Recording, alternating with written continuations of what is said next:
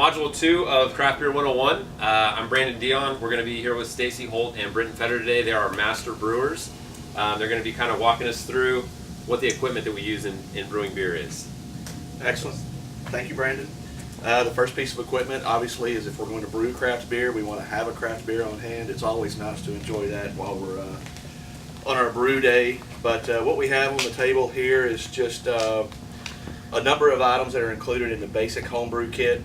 We'll start right over here with the buckets. These are the simplest ways to get started in craft brewing. This right here is a bottling bucket. It has a little spigot on here for when you're ready to bottle your beer.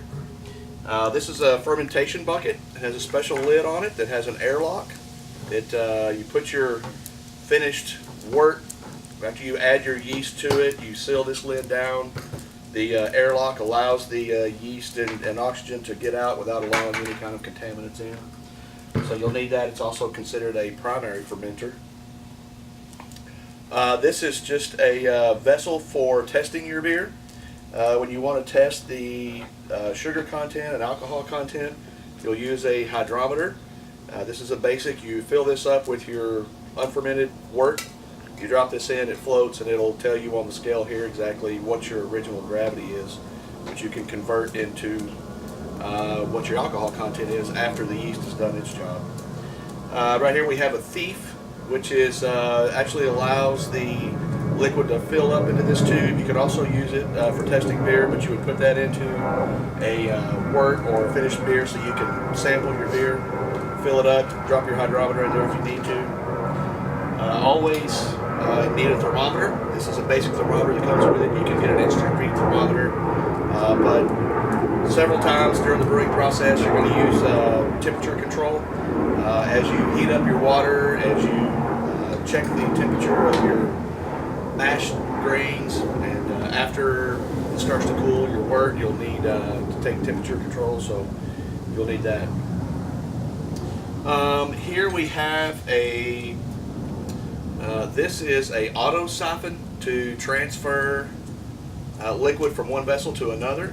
So when we take our wort from our boil kettle and put it into our fermentation bucket, we'll use this to drain everything off. It leaves all the sediment in the bottom that we had in the boiling process. A little nylon, vinyl tube there will help us with that. We also have some safety items here. We have nitrile gloves to protect our hands. We have heavy duty. These are actually welding gloves as we're dealing with hot temperature. This is a bottle capper for the bottling process. It actually can take a bottle cap.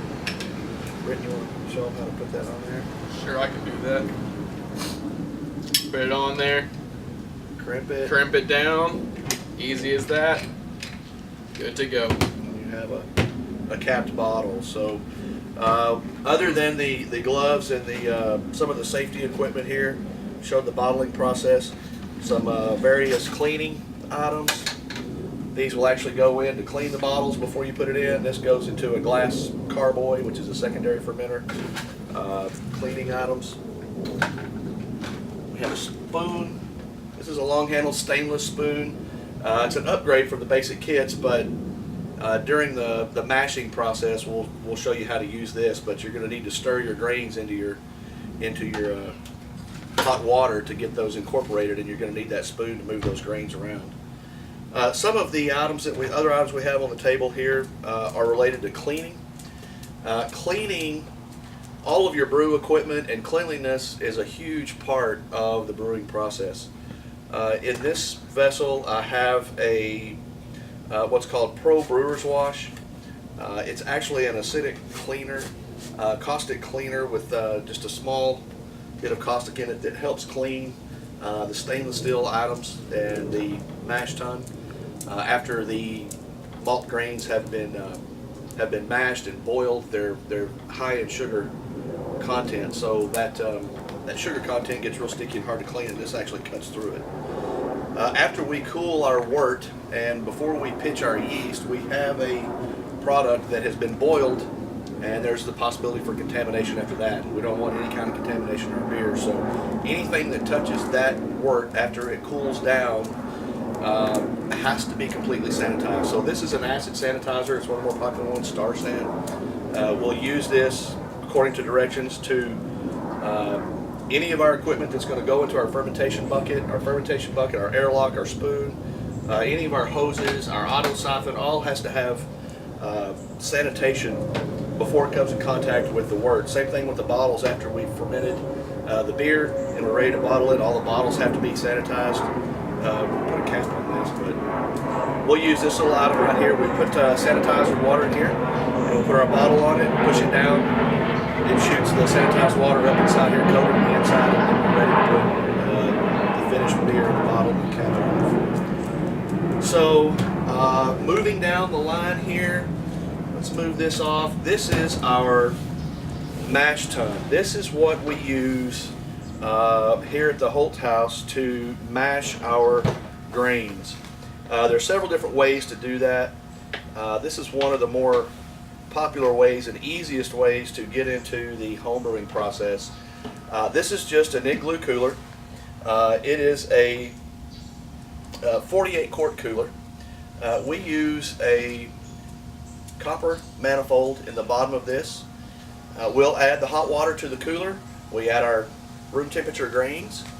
After they've set in the cooler for the prescribed period of time for the recipe, most of the times it's about an hour, 60 minutes, we will start to open the drain, and the water that those grains set in will actually come out through these slots.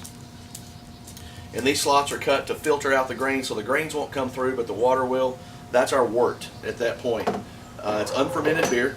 It's really high in sugar content, but we'll open this valve and we'll let it into our boil kettle, and then we'll boil that unfermented wort for either 60 or 90 minutes. So once we have our boiled wort, it's real important to cool that wort as quickly as possible and bring it down to the correct temperature to pitch the yeast. If you pitch the yeast in boiling hot wort, it'll kill it. You won't have an effective conversion into alcohol. So what we have in this setup is we have two sets of copper coils that are set in the cooler, and we'll put a water hose on these. It'll run water into the coolers that are full with ice and water. It'll super cool this water, and then these are immersion wort chillers. They will actually go into the pot. That super cooled water will go through these coils and then exhaust out and down the driveway. It's kind of a heat exchanger process to where we put cooled water into the coils. They're in the boiling hot wort, and as the cool water goes through, it takes that hot water out and runs it off. But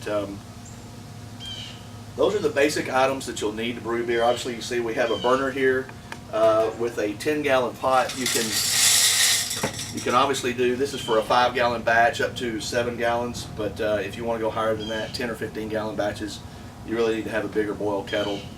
Those get into some of the larger 15 to 20-gallon pots. But a high output burner will help you get your water volume up to the correct temperature very quickly. You won't be able to do it on a stove with as much water as you need. Stoves just don't get hot enough, so that propane burner is really necessary for what we're doing here. So right now, that's basic equipment to get your beer brewed, and I think we're almost ready to get going.